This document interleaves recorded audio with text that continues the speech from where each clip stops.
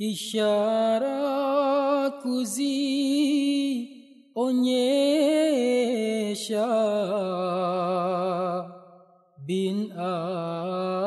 binadamu hawezi.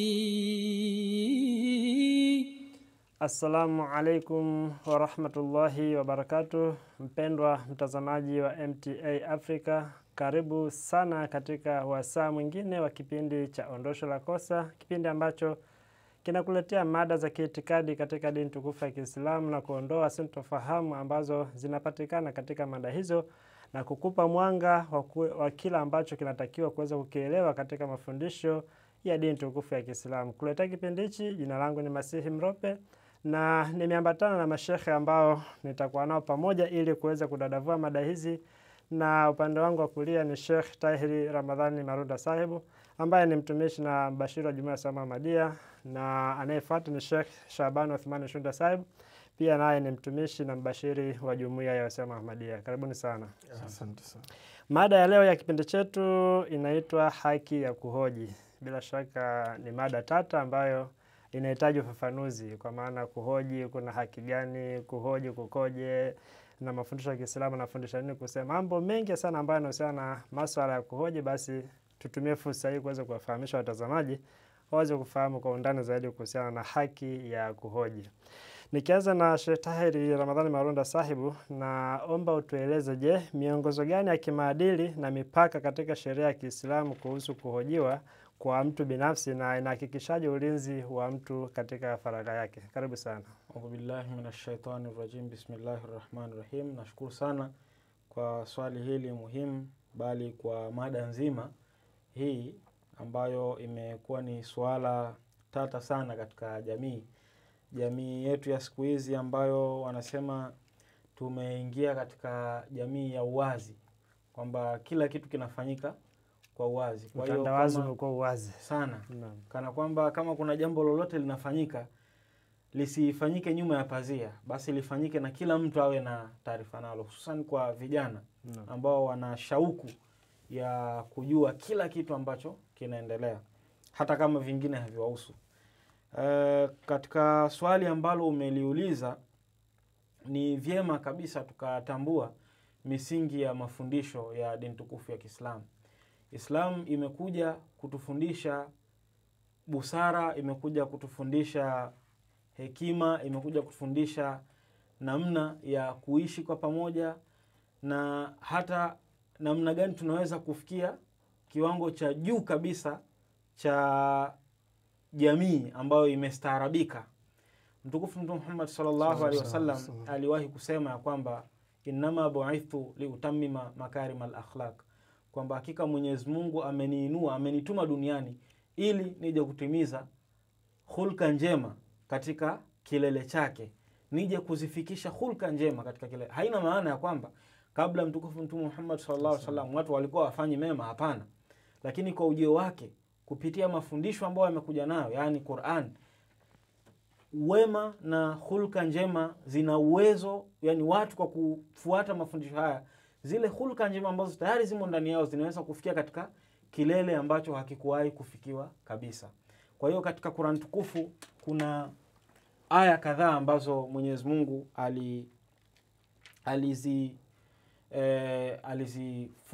alimfunulia mtukufu Mtume Muhammad sallallahu alaihi wasallam kumwelekeza kama jamii tunawezaje kuishi kwa pamoja kwa upendo, kama ulivyouliza kwamba Islamu inahakikisha vipi usalama wa mtu binafsi. Islam haimhakikishi mtu binafsi tu usalama wake, bali usalama wa familia yake, usalama wa jamii kwa ujumla. Kwa namna gani? Mwenyezi Mungu anasema baada a'udhu billah, ya ayyuhalladhina amanu la yaskhar qaumun min qaumin asa an yakunu khayran minhum wala nisaa'un min nisa'in asa an yakuna khayran minhunna, ya kwamba enyi mlioamini, watu wasiwadhihaki watu wengine huenda wakawa ni bora kuliko wao, wala wanawake wasiwadhihaki wanawake huenda wakawa bora kuliko wao. Huu ni mtiririko wa mafundisho ambayo huenda mtazamaji asione uhusiano na kipindi hiki husika, lakini kuna kipengele ambacho bila shaka nitakuja kukifafanua.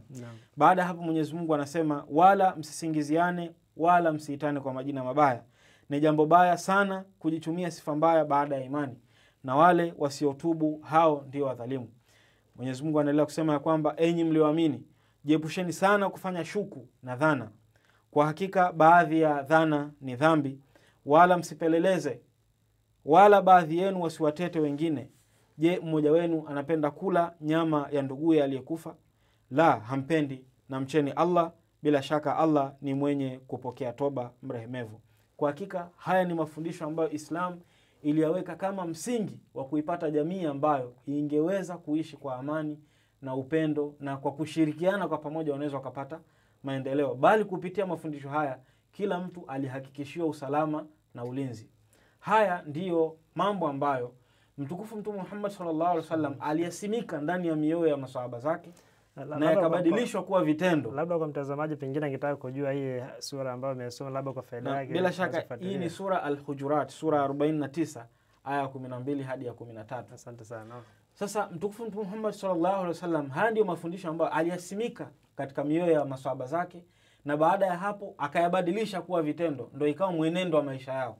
Masihi aliahidiwa sallallahu anasema kupitia mafundisho haya mtukufu Mtume Muhammad sallallahu alaihi wasallam ameandika katika ushairi wake ambao ulifasiriwa katika Kiswahili kwamba aliwakuta vinyesi, yani maswahaba hali zao zilikuwa ni hali ya uchafu kabisa na kadhalika, lakini kwa kufika kwake Muhammad sallallahu alaihi wasallam akawafanya wawe fususi ya dhahabu za thamani, wakawa sasa vito na dhahabu ambazo kila mtu akiziona anatamani kuziendea. Na ndiyo mji wa Madina ukaja kuwa kwa namna ile ya kwamba ndani ya mji wa Madina mpaka mtukufu Mtume Muhammad sallallahu alaihi wasallam anafariki hakukuwa na aina yoyote ya ubaya, na ilikuwa Madina ndio ulikuwa mji wa amani zaidi duniani. Kama mtu unataka amani na kuhakikishiwa ulinzi na usalama, basi wewe kimbilia Madina. Madina itakuhakikishia kwamba upo katika sehemu ya amani. Sasa inahusiana vipi na swali uliloniuliza? Umeuliza kwamba Islam sawa na maadili inayotoa kuhusu kuhoji na kuhojiwa watu na kadhalika. Islam imetoa haya mafundisho kwa kila nyanja, yani kwa watu wa kila tabaka. Tunafahamu katika jamii wapo watu ambao ni viongozi, wapo watu ni wahubiri, wapo watu wa kawaida na kadhalika wanaotawaliwa. Kwa hiyo maagizo ya Qur'an tukufu hayakumtenga mtu yeyote, wala hayakuwa specific au maalum kwa ajili ya kundi moja tu la watu, yaliwahusu watu wa namna zote. Kwa maana hapa ikitolewa amri au ikitolewa hukumu, basi ile hukumu inaenda kwa watu wa kila namna. Kwa watu wa kila namna. Sio watu maalum tu fulani. Bila shaka, lakini sio tu kwa watu wa kila namna. Kama Mwenyezi Mungu anakusudia kuwe na hukumu kwa ajili ya watu wa namna nyingine, basi hukumu hiyo itakuwepo ndani ya Qur'an tukufu na mwenyewe ataieleza. Hapa tumeona ya kwamba tumeambiwa kama jamii, waaminio wote, waislamu wote, tusifanye nini? Tusiwe na dhana, tusiwe na shuku, kuanza kuwashuku watu na kadhalika. Baada hapo Mwenyezi Mungu anasema wala tajassasu, wala msifanye upelelezi na kuhojiana na kadhalika. Na baada hapo anasema msisengenye, wala yaktab ba'dukum ba'dha, wala msisengenye, msikae kuteta wenyewe kwa wenyewe. Kwa sababu gani? Hizi ni dhambi tatu ama ni makosa matatu, maovu matatu ambayo huwa yanaharibu amani na mahusiano ya jamii husika. Kwanza kabisa mimi yule na dhana na kushuku wewe kwamba wewe lazima utakuwa ni mtu mbaya na kadhalika na kadhalika. Matokeo yake mimi nitafanyaje? Nitataka nithibitishe ile dhana yangu kwamba wewe ni mtu mbaya. Huenda hiyo dhana haijaja kwangu, bwana hapa mwenzangu aniambie kwamba bwana huyu mtu ana shida fulani. Mimi kutokana na dhana ile niliyoambiwa, yeye anadhani sio kama ana uthibitisho. Mimi nianze kutafuta uthibitisho kwa sababu tayari nimeshajengea dhana. Nitakutana tu na kasoro zako, na mwisho wa siku zile kasoro zako nitakuja kukaa na wengine kuanza kuwaeleza shida zile. Hii hali inaharibu usalama. Islam imehakikisha usalama wa kila mtu na ulinzi kwa kutoa maagizo haya kwamba kila mtu katika jamii ana jukumu hili la kuachana na vitu ambavyo vitakuja kuharibu usalama na ulinzi wa watu. Kuhoji, kuuliza maswali, kufuatilia na kupelelezana wenyewe kwa wenyewe haifai. Isipokuwa kwa ajili ya usalama wa jamii kwa ujumla. Kwa sababu inawezekana kuna mtu mwenye shari, wapenda shari wanakuwepo katika jamii. Mwenyezi Mungu katika sura hii ametoa hukumu nyingine ya kwamba kabla hujasoma hiyo sura, bila shaka tumeona hapo kuna msingi ambao umeuelezea kwamba Qur'an tukufu inapokuja inakataza jambo fulani, halikatazi yale matokeo ya ile jambo, bali inaanzia kuanzia kwenye mzizi. Kwenye mzizi kabisa. Kwa maana kama fitna inaanzia kwenye kudhani, kwa maana sasa ile dhana ndio ambayo inaanza kukatazwa ili sifikie hatua ile ya kuhoji na kupeleleza vitu ambavyo visivyostahili. Lakini pia nakumbuka hapo kuna kisa kimoja ambacho Mtume sallallahu alikuwa anauliza sana maswali kwamba hiki kikoje. Akawaambia bwana, nitakayowaambieni basi yafanyeni yale ambayo sijasema basi msiulize maana mkibainishiwa unaweza kaa mkashindwa kutekeleza. Bila shaka hilo tunakuja kuliona tena. Lakini Mwenyezi Mungu katika Qur'ani pia hiyo ilikuwa ni hukumu kwa ajili ya watu wa jamii kwa ujumla. Kwa ajili ya mahakimu, kwa ajili ya watawala, hukumu inakuwa tofauti, kwa sababu watawala wanatakiwa wahakikisha kwamba jamii na maeneo ambayo yanawazunguka yapo katika hali ya usalama.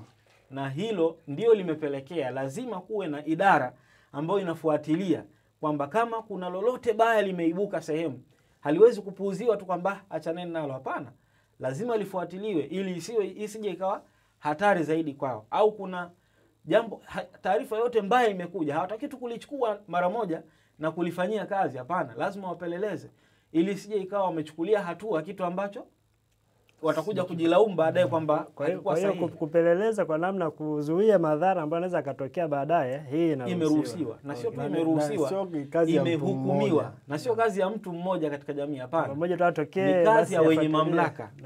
Mwenyezi Mungu anasema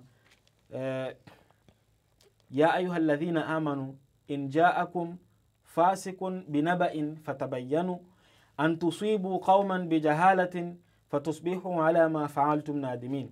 Kwamba enyi mlioamini, kama fasiki awajieni na habari yoyote, basi ipelelezeni, msije mkawadhuru watu kwa ujahili na mkawa wenye kujuta juu ya yale mliyotenda.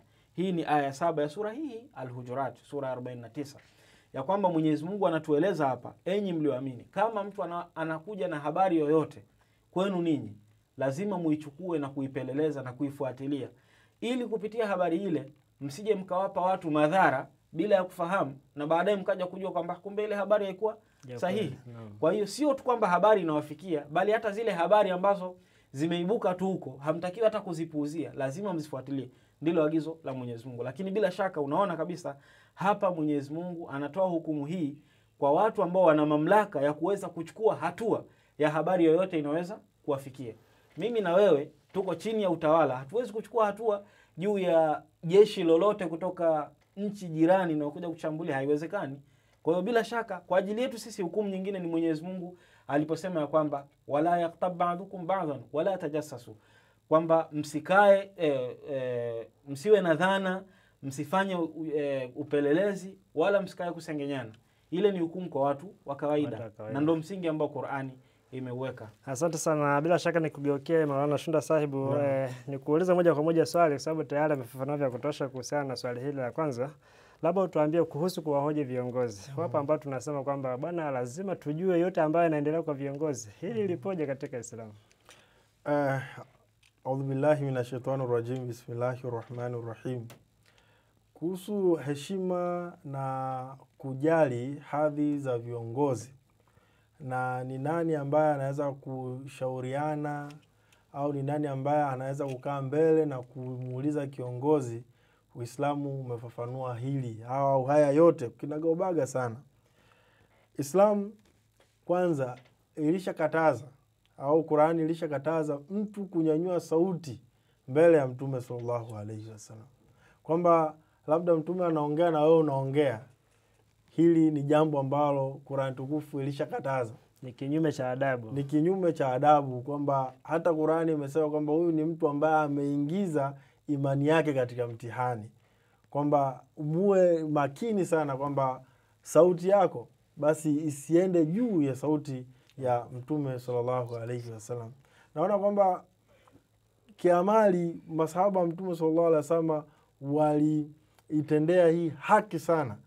Inaonekana kwamba wameandika kwamba kipindi ambacho Mtume sallallahu alaihi wasallam alikuwepo, watu kama Hadhrat Umar au Hadhrat Abubakar radhiallahu anhum walikuwa wanaonekana kwamba ni watu ambao hawana rai wala mawazo mbele ya mtukufu Mtume sallallahu alaihi wasallam, kwa sababu alipokuwa anaongea wao walikuwa katika sehemu ya kupokea maelekezo na kutekeleza, na sio kuhoji na kuuliza swali hili au kutoa rai ya namna hii na namna hii. Lakini pia Qur'an tukufu pia imeeleza ni jinsi gani pia ya kuongea, jinsi gani ya kuongea mbele za watu. Bila shaka imekataza kupaza sauti, mtu kuongea kwa sauti ya juu, na imeeleza kwamba inna ankara al-aswati la sautul hamir, kwamba mtu usiongee kwa sauti ya juu, kwamba maongezi ya kawaida lakini unaonekana kama kijiji chote kimepaniki, kijiji chote kipo katika hali ya taharuki. Kwa hiyo hii ni misingi ambayo dini tukufu ya Kiislamu imeiweka, ambayo inatuelekeza ni jinsi gani ya kuishi na kuwauliza labda kama kutaka kujua kitu viongozi wetu, na sio tu kukurupuka. Lakini Qur'an tukufu sura ya 5 aya yake ya 102 imeeleza kabisa. Kabla hujaisoma Qur'an tukufu, wakati unaifungua naongezea kidogo hapo nyongeza. Sawa. Umezungumzia kuhusiana na masahaba radhiallahu anhum kwamba wao walikuwa mbele ya Mtume sallallahu alaihi wasallam ni kana kwamba hawana kitu ambacho wanachokifikiria. Na kwa sababu hiyo walikuwa wao ni wapokeaje tu, hawatoi ushauri wote sipokuwa kama wataombwa kuleta ushauri wa namna yote mbele ya Mtume sallallahu alaihi wasallam. Hiki pia tunaona kwamba hata Qur'an tukufu pia inaeleza jambo hili kwamba anachowapeni Mtume kipokeeni, na kila wakatazeni basi hicho mjiepushe. Kwa maana hakuna mlango wa kusema kwamba pengine uanze kuhoji kwamba hiki mbona kiko hivi, hiki kiko hivi katika utaratibu wa mafundisho ya Mtume sallallahu alaihi wasallam. Na mnaweza kusoma hiyo aya. Basi baada a'udhu billahi minashaitani rajim, aya hii ya sura 5 aya yake ya 102 inasema kwamba enyi mliamini, msiulize mambo ambayo mkidhihirishiwa yatawachukizeni, na kama mtayauliza inapoteremshwa Qur'ani mtabainishiwa. Allah ameyaacha hayo kutokana na huruma, na Allah ni mrehemevu, ni msamehevu mrehemevu. Kwamba kuna mambo mengine, kuna masala mengine ambayo hayatakiwi kuuliza. Kama halijabainishwa basi mkae tu kimya, na kama kweli Mwenyezi Mungu anataka kwamba hayo mambo yawajieni, hayo mambo muyaelewe, basi kipindi kile ambapo Qur'ani inashuka, wahi unashuka, basi mtapata kuyaelewa taratibu. Hapa labda kwa sasa hivi tunaona kabisa kwamba labda wahi wa Qur'ani tayari umeshakoma, na masuala mengine labda kwamba kuna mtu direct ambaye anapokea wahi na tunasubiria ambiwe nini, labda kwa wenzetu huko umeshakoma. Lakini inapokuja kwenye masuala ya viongozi, kuwahoji viongozi, ni hivi kwamba ni vizuri kusubiria, kwa sababu mara nyingi kama una shauku kichwani au una jambo fulani, kabla ya kuliuliza wewe mwenyewe subiria, labda ndio linalokuja mbele. Yani watu wao na subira kiasi hichi kwamba kama kuna swala lolote linatekelezwa wakati huo, wa focus kwenye swala ambalo linatekelezwa.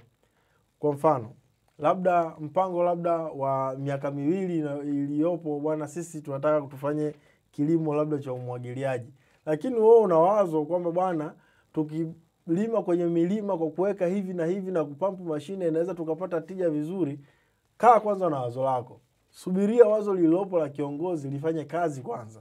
Huenda kusema kwamba mtoke mabondeni mkalime milimani lingewapa shida zaidi, au litawapa shida zaidi wale ambao wameshaanza mawazo mengine. Ukitarajia na kuelewa kwamba wazo la kiongozi halihusu jamii moja tu, linahusu jamii nyingi. Kwa hiyo yeye ndo anakuwa na uwezo na maono kwamba swala hili ambalo ninalileta katika jamii au ninalileta kwa watu wangu litakuwa na mwangaza na msaada kiasi gani kwa watu wengine. Lakini pia hapo tunaona kwamba katika hizo fikra za kiongozi kuona kwamba jambo hili lina faida katika mlango fulani, na kama tunavyojua kwamba ilikuwa inasisitizwa au masahaba walikuwa nao pia ni watiifu wa hali ya juu. Kuna kisa kimoja ambacho nimekikumbuka hapa, inaelezwa kwamba kulikuwa kuna baadhi ya wakulima wa kipindi kile cha Mtume sallallahu ambao walikuwa wanajua taratibu zao za kilimo jinsi zinavyokuwa. Na ikatokea safari moja Mtume sallallahu akapita katika shamba fulani akakuta ile mitende ameweka mbalimbali kidogo. Sasa mbona iko mbali sana, mngeweka karibu hivi ingekuwa safi. Wala hawakuoje kwamba pengine waliona kama ni amri ambayo Mtume ameitoa. Akaweka karibu, mwisho wa siku haikuzaa. Baadaye akamwona mazao yamekuwa tena hafifu, imekuwaje? Ulitushauri tuweke sawa. Mimi nikiwashauri mambo ya dini hiyo fuate, lakini mambo haya ya kidunia nyenye mnajua zaidi. Ndio. Kwa pia kiongozi hapa ana namna ya kuweza kushauri katika masuala ambayo yanaona kwamba haya yanatija na yanahusu katika mlengo wa njia fulani ambayo ni sahihi. Lakini kama kuna mambo ambayo ya kijamii ambayo tayari kuna wataalamu zaidi, pia wanaweza kupata nafasi ya kushauri kwamba pengine tukifanya njia hii nayo inakuwa ni sahihi. Na pia Mtume sallallahu alaihi wasallam aliwahi kuwaambia kwamba nyewe mnajua sana kuhusu masuala ya dunia yenu. Bila shaka. Kwamba yeye masuala ya dini humo unapopata kufahamu hayo ambayo Mtume sallallahu alisema kauli yake antum a'lam bidunyakum, kwamba ninyi mnafahamu zaidi hii tasnia mliokuwa nayo, ninyi mnaifahamu vizuri zaidi kuliko mimi ninavyoifahamu. Katika Qur'an Mwenyezi Mungu katika sura An-Nur ameifafanua hili suala kwa namna nyepesi sana ambayo tunaweza kuielewa. Allah anasema inma kana qaula almu'minina idha du'u ila Allahi wa rasulihi liyahkuma bainahum an yaqulu sami'na wa ata'na, kwamba haiwi kauli ya waaminio wanapoitwa kwa Allah na mtume wake ili ahukumu baina yao ila kusema tunasikia na tunakubali. Kama wanaitwa kwa Allah na mtume wake, hapa unajua kabisa anayewaita sio mtume. Hapa lazima atakayekuwa anawaita ni imamu wao, ni kiongozi wao mwingine. Huenda ni kiongozi wao ambaye sio mtume kabisa. Huenda hata huyo kiongozi wao sio hata khalifa. Lakini maadam anawaita katika njia ya Mwenyezi Mungu na mtume wake kwa misingi ile, Mtume sallallahu alisema ni lazima kutii. Na kutii huku Mwenyezi Mungu amesema ni vile umesikia na unatii. Sio umesikia then ukajadili ukahoji kwa nini iko hivi, kwa nini iko vile. Kwa hapo nidhamu ya kusikia na kutii na kuwa haijakamilika kwa sababu tayari umetia fikra zako bila shaka ndani yake. Illa ma umira bi ma'siyatin, Mtume sallallahu alisema isipokuwa yale ambayo yanaamrishwa kwenye maasi ya dhahiri shahiri, kwamba hili jambo lipo kinyume na amri hii ya Mwenyezi Mungu katika Qur'an. Hili jambo lipo kinyume na maagizo haya mtukufu Mtume Muhammad sallallahu alaihi wasallam. Mshana sababu ulikuwa umeshamaliza pointi zako? Pointi yangu nilichokuwa naelekea ni kwamba hata kipindi fulani kwamba masahaba walishagundua kwamba kuuliza sana mbele ya Mtume sallallahu alaihi wasallam ni chukizo tu, lakini pia wapo watu ambao walikuwa wanauliza sana. Inasemekana kwamba siku moja mpaka Mtume sallallahu alaihi wasallam akanyanyuka akapanda kwenye mimbari akasema, haya sasa niulizeni mnachotaka kuniuliza. Masahaba wengine wote walikuwa wamekaa kimya kwa sababu walikuwa wameona tayari Mtume sallallahu alaihi wasallam ameshabadilisha rangi tayari, na wanajua kabisa kwamba kipindi hicho Mtume sallallahu alaihi wasallam akibadilisha rangi basi kuna kitu ambacho kimemkwaza. Mtu mmoja akasimama akasema kwamba babangu ni nani? Niambie babangu ni nani? Akamwambia babako ni fulani. Kwa hiyo masahaba wa Mtume sallallahu alaihi wasallam walijua kabisa kwamba katika masuala ya dini mbele ya Mtume sallallahu alaihi wasallam haki yao mbele yake ilikuwa sio kuhoji.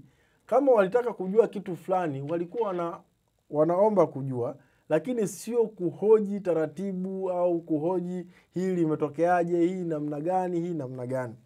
Kuna hadithi moja ambayo kuhusu kujua.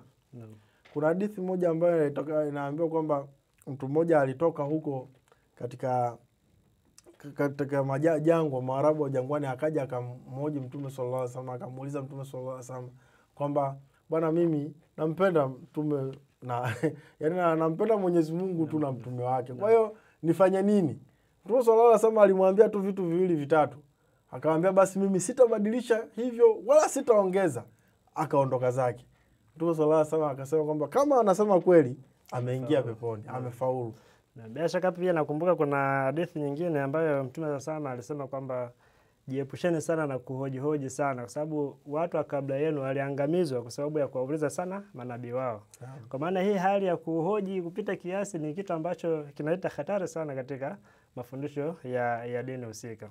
Tukiendelea mbele na mada yetu, na bila shaka muda wetu unazidi kukimbia, labda ni rudi kwako Sheikh Saib. Naomba tueleze kuhusu mambo ya kidini, kuhoji mambo ya dini. Hii kuna mipaka yote ya kuzingatia? Mipaka ipo, bali tangu mwanzo kabisa kama nilivyoeleza haipendezi kabisa kuhoji. Na wewe umetoa hapa maelezo ya Mtume sallallahu alaihi wasallam, bali katika Qur'ani Mwenyezi Mungu amesema kwamba la tasalu anil ashya in tubda lakum tasukkum, kwamba msiulize sana juu ya vitu ambavyo kama mtadhihirishiwa vitaanza kuwaumiza. Kuna kauli moja ya Mtume sallallahu alaihi wasallam kwamba kama nyinyi mngeona ninavyoviona mimi basi mngecheka kidogo na mngelia sana. Ni jambo la kuumiza sana namna Mtume sallallahu alaihi wasallam anaeleza hali ambayo yeye huwa anaipitia. Katika aya zile sura ya 5 sura Al-Maida aya ya 102 Mwenyezi Mungu anasema kwamba ya ayyuhalladhina amanu la tasalu an ashya'in in tubda lakum tasukum wa in tasalu anha hina yunazzalu alquran tubda lakum afa Allahu anha wallahu ghafurun halim qad sa'alaha qaumun min qablikum thumma asbahu biha kafirin, kwamba enyi mlioamini msiulize mambo ambayo mkidhihirishiwa yatawachukizeni, na kama mtayauliza inapoteremshwa Qur'an mtabainishiwa. Allah ameacha hayo kutokana na huruma yake juu yenu, na Allah ni msamehevu mvumilivu. Matokeo ya kuuliza sana ni nini? Mwenyezi Mungu anasema hili lishawahi kutokea katika kaumu ya watu waliopita. Anasema bila shaka watu wa kabla yenu waliuliza kisha wakawa wenye kuyakataa. Aya ya 102 na 103 ya sura Al-Maida yanaeleza hiyo. Katika sura Al-Baqara Mwenyezi Mungu ametueleza tukio kabisa zima la namna watu wa kaumu ya kabla yetu walivyomuuliza mtume wao na kumtaka wafanyie vitu, na walivyopewa vile vitu walikuja wakakufuru. Mwenyezi Mungu anasema kwamba viongozi miongoni mwa kaumu ya Bani Israel walimwendea Nabii Musa alayhi salam na kuanza kumwambia, bwana, muombe Mwenyezi Mungu atuinulie mfalme ili tuweze kupigana katika njia ya Mwenyezi Mungu, atuongoze na kadhalika na kadhalika. Nabii wa Mwenyezi Mungu akawaasa na kuwaambia, inaelezwa nabii wa Mwenyezi Mungu kwamba miongoni mwa watu wa Bani Israel walimwendea nabii wa Mwenyezi Mungu na sio Nabii Musa, pale haijaelezwa Nabii Musa. Kwa hiyo yule nabii wa Mwenyezi Mungu akawaambia kwamba je, huyo akiinuliwa nyinyi hamtarudi nyuma? Wale wakasema hapana, inakuwaje sisi turudi nyuma wakati si tayari tumeshamwomba Mwenyezi Mungu amsifanye hivi? Lakini Mwenyezi Mungu anasema baada ya kuinuliwa yule mtu ambaye Mwenyezi Mungu alimjalia uwezo wa akili na alimjalia mwili ya kwamba yale mahitaji waliyoyahitaji yaweze kutimizwa naye, walifanyaje? Walikataa. Na niwashukuru sana kwa ushiriki huu. Na mpenzi mtazamaji wa MTA Africa, hapa ndo tumefikia mwisho kabisa wa kipindi chetu, na nikuombe uendelee kufuatilia vipindi vyote vinavyoendelea hapa MTA Africa. Nami nakuaga kwa kusema assalamu alaikum wa rahmatullahi wa barakatuh.